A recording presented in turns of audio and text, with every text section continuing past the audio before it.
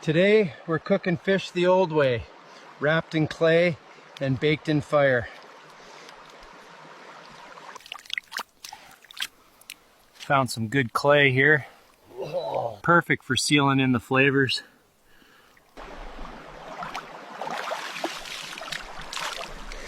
Stuffed with forest herbs. This will be a treat.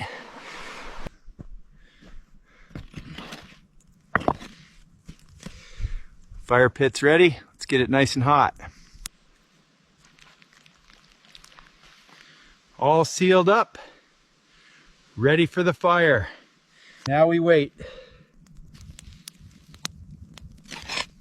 Slow cooking brings out the best flavors.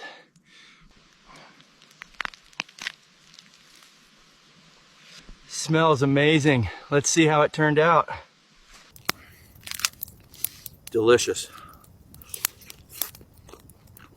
Nature's Kitchen never disappoints.